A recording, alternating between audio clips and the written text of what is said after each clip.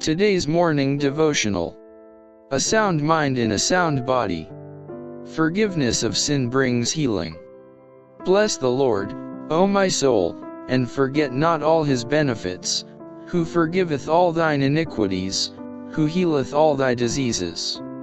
Psalm chapter 103 verse 2 and 3. The Saviour ministered to both the soul and the body. The gospel which he taught was a message of spiritual life and of physical restoration. Deliverance from sin and healing of disease were linked together. The same ministry is committed to the Christian physician.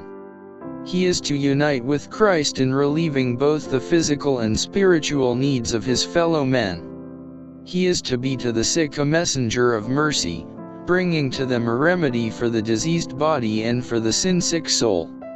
When the poor paralytic was brought to the house where Jesus was teaching, a dense crowd surrounded the door, barring every way of access to the Saviour. But faith and hope had been kindled in the heart of the poor sufferer, and he proposed that his friends take him to the rear of the house, break up the roof, and let him down into the presence of Christ. The suggestion was acted upon, as the afflicted one lay at the feet of the mighty healer. All that man could do for his restoration had been done. Jesus knew that the sufferer had been tortured with a sense of his sins, and that he must first find relief from this burden.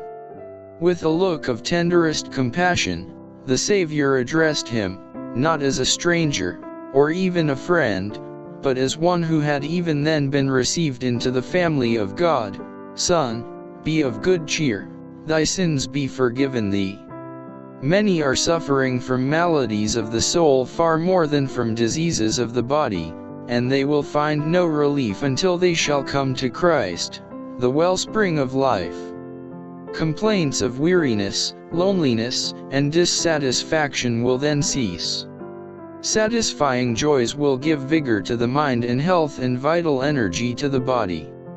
Today Christ is feeling the woes of every sufferer. He knows how to speak the word, "Be whole," and bid the sufferer, "Go, and sin no more,"